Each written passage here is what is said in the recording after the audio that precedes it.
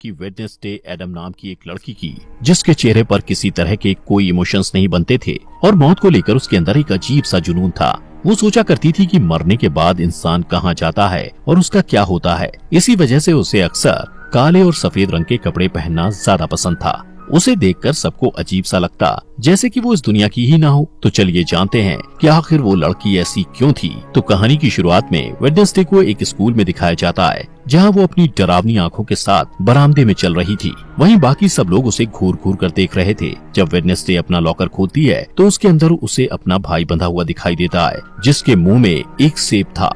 Wednesday उसकी रस्सियों को खोलती है कि अचानक उसे एक विजन आता है, जिसमें वो देखती है कि कुछ लोग उसके भाई को टॉर्चर कर रहे हैं। यहाँ हमें पता चलता है कि वेडनेसडे कोई आम बच्ची नहीं है और वो किसी को भी छूकर उसका अतीत और भविष्य देख सकती है। जब वेडनेसडे को पता चलता है कि स्विमिंग टीम के लड़कों ने उसके भाई को टॉर्चर किया था, तो वो 2 बैग में पिराना फिशेस को, जो बहुत ज्यादा खूंखार मांसाहारी मछलियाँ होती हैं, उनको भरकर स्विमिंग पूल के पास जाकर उन खून की प्यासी मछलियों को स्विमिंग पूल में छोड़ देती है, जिससे सारे लड़के अपनी जान बचाने के लिए पूल से बाहर निकलने की कोशिश करते हैं। तब वेडनेसडे उनसे कहती है कि उसके अलावा कोई भी उसके भाई को परेशान नहीं कर सकता। इसके बाद सीन शिफ्ट होता है और वेडनेसडे के माता पिता मोर्टिसिया और गोम्स को दिखाया जाता है। वो दोनों वेडनेसडे की हरकतों से परेशान हो चुके थे, इसलिए वो उसे नेवरमोर एकेडमी भेजने का फैसला करते हैं। इस एकेडमी में वो बच्चे रहते हैं जिनके पास कुछ खास ताकतें होती हैं और यहाँ उन्हें अपनी ताकत पर काबू पाना सिखाया जाता है। मोर्टिसिया और गोम्स भी इसी एकेडमी के स्टूडेंट्स थे, जिससे पता चलता है कि उनके पास भी सुपर पावर्स हैं। सीन शिफ्ट होता है और एक लड़के एम्बार्क्स को दिखाया जाता है, जो एक हाइकर था। वो नेवरमोर एकेडमी के पास वाले जंगल में अकेला चला जाता है। वो जंगल में एक जगह रुककर आराम कर रहा होता है कि अचानक एक अनजान क्रिएचर उस पर हमला कर देता है और उसे मार देता है। उस एरिया के एक पुलिस को उसकी जख्मी बॉडी मिलती है और वो आसपास की जांच करता है। यहाँ पता चलता है कि ये पहला हादसा नहीं था, बल्कि इससे पहले भी ऐसे कई हादसे यहाँ हो चुके हैं। दूसरी तरफ वेडनेसडे एकेडमी में जाती है और वहाँ की प्रिंसिपल लैरिसा वीम से मिलती है, जो उस एकेडमी को चलाती हैं। लैरिसा उसे रूममेट्स एनिट से मिलवाती है। एनिट एक वेयरवुल्फ थी और हर मामले में वेडनेसडे से पूरी तरह अलग थी। एनिट को रंग बहुत पसंद थे और उसने अपने साइड के कमरे को अलग अलग रंगों से सजा रखा था, जबकि वेडनेसडे को काली और डार्क रंग की चीजें पसंद थी। बाद में एनिट वेडनेसडे को एकेडमी में घुमाती है और वहाँ के मेन ग्रुप फैंग्स, फर्स, स्टोनर्स और स्केल्स के बारे में बताती है। फैंग्स के ग्रुप में वैम्पायर्स होते हैं, फर्स्ट ग्रुप में वेयरवुल्फ होते हैं और स्टोनर्स पत्थर में बदल सकते हैं और उनके सर पर सांप होते हैं। वहीं स्केल्स में जल परियां होती हैं, जो लोगों के साथ आसानी से हेरफेर कर सकती हैं। एनिट वेडनेसडे को सबसे पॉपुलर लड़की बायंसा बार्कले के बारे में बताती है, जो बहुत ही खूबसूरत जल परी थी। बायंसा का एक एक्स बॉयफ्रेंड ज़ेवियर थॉप भी उस एकेडमी में होता है, जो अपनी ड्राइंग को असलियत में बदल सकता है। इसके बाद वेडनेसडे के माता पिता वहाँ से चले जाते हैं, लेकिन जाने से पहले वेडनेसडे के पिता उस पर नजर रखने के लिए एक कटा हुआ हाथ वहाँ छोड़ देते हैं, जो जिंदा होता है और उसे थिंग कहा जाता है। इसके बाद वेडनेसडे तलवारबाजी की क्लास में जाती है और वहाँ बायंसा के खिलाफ लड़ने के लिए तैयार हो जाती है। बायंसा और वेडनेसडे के बीच जबरदस्त लड़ाई शुरू होती है और दोनों बराबर पॉइंट पर होते हैं। इसके बाद बायंसा कहती है कि वो बिना किसी हेलमेट के ये गेम खेलना चाहती है और ये गेम तब खत्म होगा जब दोनों में से किसी एक के शरीर से खून निकलेगा। दोनों के बीच फिर से लड़ाई शुरू होती है और दोनों एक दूसरे के ऊपर वार पे वार करते हैं। बायंसा वेडनेसडे पर वार करती है और उसके सर के बाएं तरफ एक कट लग जाता है, जिससे वेडनेसडे के सर से खून निकलने लगता है। इस तरह बायंसा जीत जाती है। वेडनेसडे को चोट पर मरहम लगाने के लिए ले जाया जाता है। जैसे ही वेडनेसडे पट्टी लगवाकर बाहर निकलती है, ऊपर से बर्ड के आकार का एक बड़ा पत्थर उसके ऊपर गिरने वाला होता है, लेकिन उसी वक्त ज़ेवियर उसे धक्का देकर बचा लेता है। कुछ देर बाद वेडनेसडे अपने कमरे में वापस आती है तो उसे महसूस होता है कि कमरे में कोई है और उस पर नजर रख रहा है। वो कमरे को चेक करती है और बेडशीट के नीचे उसे थिंग मिल जाता है। वेडनेसडे समझ जाती ये उसके माता पिता का काम है, इसलिए वो थिंग से कहती है कि उसे उसका साथ देना होगा, वरना वो उसे ड्रॉर में बंद कर देगी। थिंग डर जाता है और उससे वादा करता है कि वो वेडनेसडे के साथ गद्दारी नहीं करेगा। वेडनेसडे ने जो पिराना वाला प्रैंक किया था, उस वजह से उसे दिमागी डॉक्टर के पास ले जाया जाता है।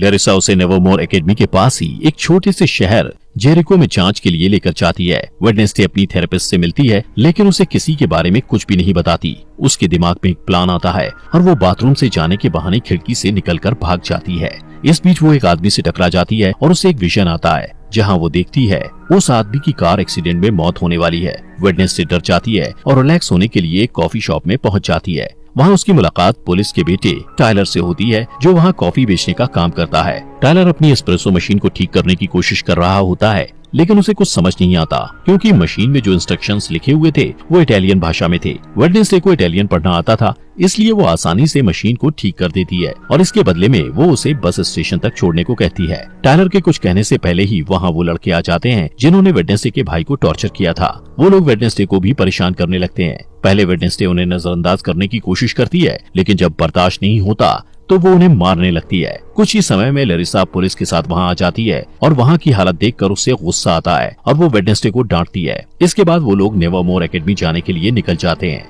रास्ते में उन्हें एक टूटी फूटी कार दिखाई देती है जिसका एक्सीडेंट हो गया था और उस कार में वही आदमी था जिससे वेडनेसडे टकराई थी। उस रात वेडनेसडे वायलिन में बहुत डरावना म्यूजिक बजाती है। वो पूर्णिमा की रात थी और भेड़ियों के चिल्लाने की आवाज भी सुनाई देती है। तभी एनेट वेडनेसडे को बताती है कि वो खुद को वेयरवुल्फ में नहीं बदल सकती, इसलिए वो बाकी लोगों के साथ नहीं जा सकती थी। इस बीच थिंग टेलर के कमरे में जाता है और उसे वेडनेसडे से बात करने के लिए कहता है। टेलर डर कर उसकी बात मान लेता है और वेडनेसडे से वीडियो कॉल पर बात करता है। वेडनेसडे उसे आने वाले हार्वेस्ट फेयर में मिलने के लिए कहती है और कहती है कि वो लोग वहाँ मजे करेंगे, लेकिन असल में वो सिर्फ वहाँ से भागना चाहती थी। हार्वेस्ट फेयर में लरिसा वेडनेसडे पर अपनी चील जैसी नजर बनाए रखती है। इसके बावजूद वेडनेसडे टेलर से मिलने में कामयाब हो जाती है। वो दोनों वहाँ से भागने ही वाले होते हैं कि वेडनेसडे अपने क्लासमेट रोवन से टकरा जाता है। रोवन तुरंत जंगल की तरफ भाग जाता है। रोवन से टकराने के बाद वेडनेसडे को विजन आता है कि रोवन जंगल में किसी के हाथों बेरहमी से मारा गया है। वो डर जाती है और भागने का प्लान बदलकर रोवन को रोकने के लिए उसके पीछे जाती है,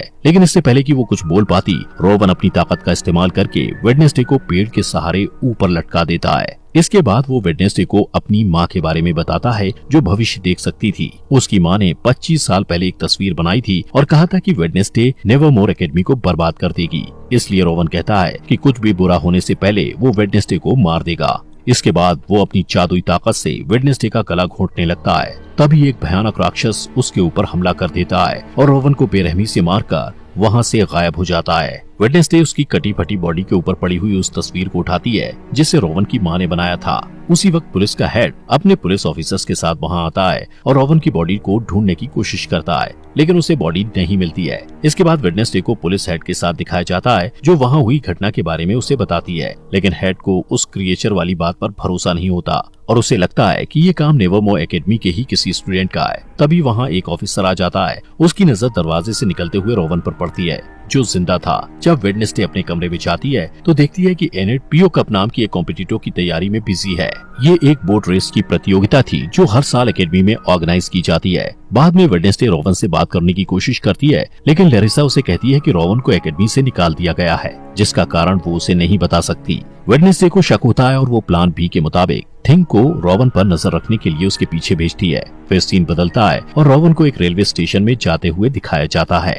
थिंग उसका पीछा करता है। रोवन आसपास का माहौल चेक करने के बाद वॉशरूम में चला जाता है, जहां वो अपना रूप बदलकर एक बूढ़ा आदमी बन जाता है, लेकिन थिंग रास्ता भटक जाता है, इसलिए वो रोवन को अपना रूप बदलते हुए देख नहीं पाता। इसके बाद वो बूढ़ा आदमी लरिसा का रूप ले लेता है। यहाँ पता चलता है कि लरिसा ही अपना रूप बदलकर रोवन की मौत को छुपाने की कोशिश कर रही थी। वेडनेसडे के पास और कोई रास्ता नहीं होता, इसलिए वो रोवन की मौत का सुराग ढूंढने के लिए जंगल में जाती है, जहाँ उसे टेलर मिलता है जो अपने बाप का पीछा करते हुए वहाँ आया था। थोड़ी देर बाद वेडनेसडे को रोवन का चश्मा मिलता है। वो उसे उठाती है और उसे विजन आते हैं जिसमें वो देखती है कि रोवन के पास नीले रंग की एक किताब थी जहाँ से उसे उसकी माँ की बनाई हुई तस्वीर मिली थी। इसके बाद वेडनेसडे तुरंत ही अपनी क्लास टीचर के पास जाती है और उससे किताब के बारे में पूछती है। उसकी टीचर बताती है कि वो किताब पुराने स्टूडेंट्स के समाज से जुड़ी हुई है जिसे नाइटशेड्स कहा जाता है, लेकिन उस समाज को बहुत पहले ही खत्म कर दिया गया है। फिर स्कूल से जाने के बाद वेडनेसडे रोवन के कमरे में किताब ढूंढने के लिए जाती है। रोवन के पलंग के नीचे उसे एक मुखौटा मिलता है। वो वहाँ से जाने ही वाली होती है कि तभी वहाँ रोवन का रूममेट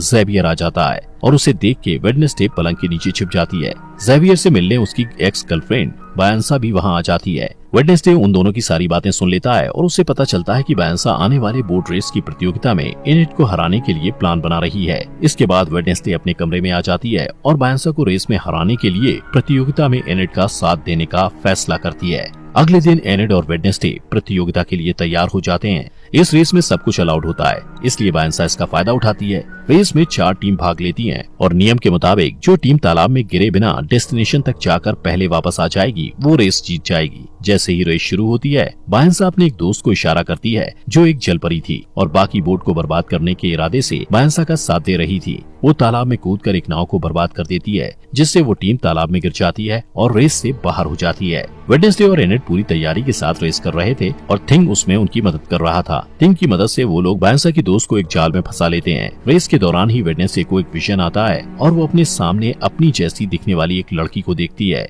जिसके बाल सुनहरे रंग के होते हैं। वो वेडनेसडे को कहती है कि वेडनेसडे एक चाबी है, जिससे वेडनेसडे काफी उलझन में पड़ जाती है। उसे कुछ समझ नहीं आता, लेकिन जैसे ही वो असली दुनिया में वापस आती है, उसे पता चलता है कि बायंसा रेस में आगे निकल गई है। लेकिन वो हार नहीं मानती और बायंसा की चालों को उसी के खिलाफ इस्तेमाल करके ये रेस जीत जाती है। 40 साल के बाद पहली बार कोई नॉन सायरन टीम ये रेस जीती थी।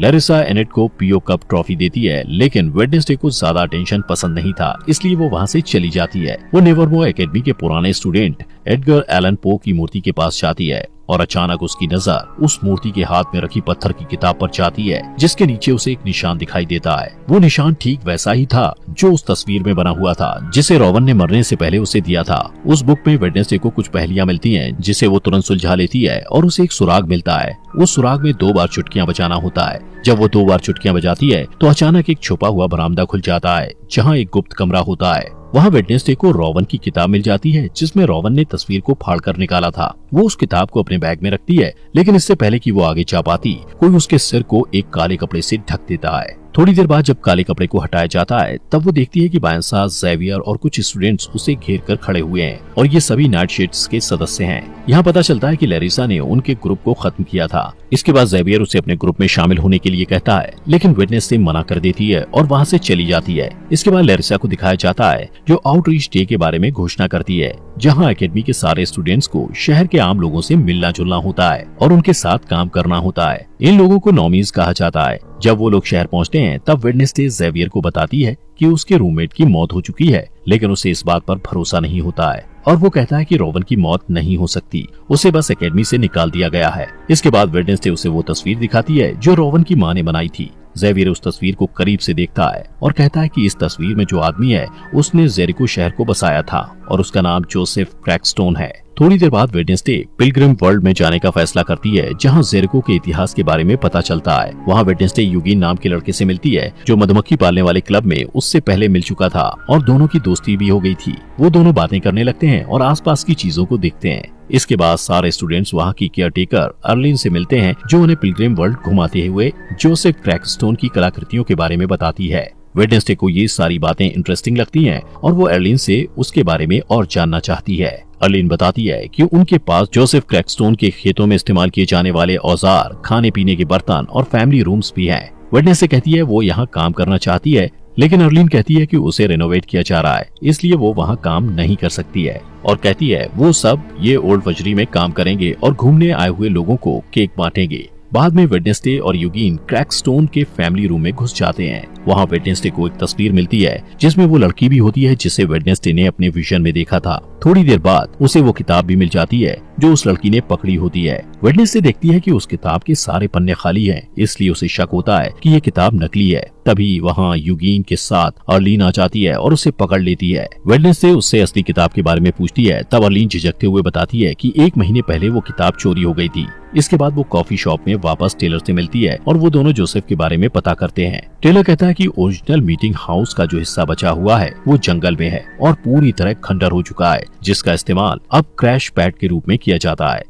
इसके बाद वेडनेसडे जोसेफ क्रैकस्टोन की उस जगह की तलाश करने के लिए थिंग के साथ तुरंत जंगल में जाती है। इस दौरान उन्हें एक बेघर आदमी मिलता है, लेकिन थिंग उसका दम घोटने लगता है और उसे डराकर भगा देता है। तभी वेडनेसडे को एक विजन आता है और वो खुद को 400 साल पहले के टाइम में देखती है। यहाँ वो सुनहरे बाल वाली लड़की दिखाई देती है, जिसे वेडनेसडे पहले भी अपने विजन में देख चुकी थी। उस लड़की को गांव वालों ने घेर रखा था और वो उसे शैतान की संतान कहकर पुकार रहे थे। तभी वहाँ जोसेफ क्रैकस्टोन आ जाता है और उस लड़की को गुडी एडम्स कहकर बुलाता है। वो कहता है कि गुडी एक डायन है और उसे भी उसकी माँ और दूसरे आरोपी के साथ उस खेत में मर जाना चाहिए। इसका जवाब देते हुए गुडी कहती है कि जोसेफ ने उसकी जमीन हड़पी है, बहुत से निर्दोष लोगों की जानें ली है और उनकी शांति छीनी है। जोसेफ को गुस्सा आता है और वो गुडी को थोड़ी देर तक घूरता है और फिर उस खेत में आग लगा देता है। गुडी अपनी माँ को बचाने की कोशिश करती है, लेकिन उसकी सारी कोशिशें बेकार हो जाती हैं। जब कोई उम्मीद नहीं बचती तो वो एक गुप्त दरवाजे से निकलकर वहाँ से भाग जाती है। वेडनेसडे वहाँ छुपकर ये सब कुछ देख रही थी।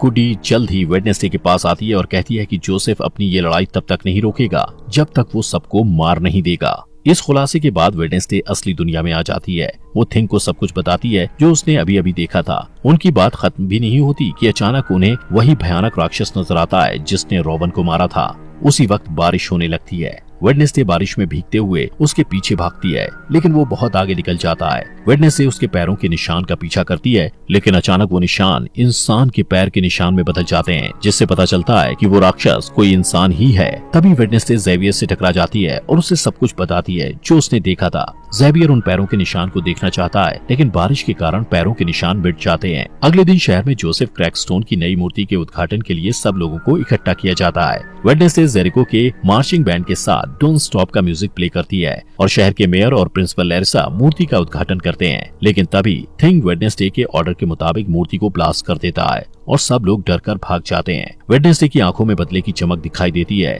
और वो अब भी वायलिन बजा रही होती है। इसके बाद लैरिसा वेडनेसडे पर चिल्लाती है क्योंकि उसे लगता है कि ये सब वेडनेसडे ने किया है, लेकिन वेडनेसडे कहती है कि उसने ऐसा कुछ नहीं किया है। वेडनेसडे लैरिसा पर इल्जाम लगाते हुए कहती है कि वो जंगल में होने वाले खूनी हादसे का सच जानते हुए भी अनजान बनने की कोशिश कर रही थी। उस रात वेडनेसडे को मिलने वाला बेघर आदमी जंगल में दिखाई देता है। तभी वो राक्षस उस पर हमला कर देता है। उस बूढ़े आदमी के पास एक कैमरा था जिसमें वहाँ की तस्वीरें कैद हो जाती हैं। कुछ समय बाद पुलिस हेड और उसकी टीम जंगल से उस खंडर तक पहुँच जाते हैं और उन्हें उस बेघर बूढ़े आदमी की बॉडी मिलती है। उन्हें वो कैमरा भी मिलता है जिसमें हादसे के वक्त की फुटेज होती है जो असली गुनहगार को सामने ला सकता है। जब कैमरे की तस्वीरों को बड़ा करके देखा जाता है तब पुलिस हेड हत्यारे का चेहरा देखता है। वो एक राक्षस का चेहरा था जिसे देखकर ऐसा लगता था जैसे वो किसी के बुरे सपने से निकल कर आया हो। दोस्तों, अगर आपको इस सीरीज के नेक्स्ट एपिसोड चाहिए तो कमेंट बॉक्स में नेक्स्ट एपिसोड लिखें और ये सीरीज यहाँ तक अच्छी लगी हो तो लाइक करें।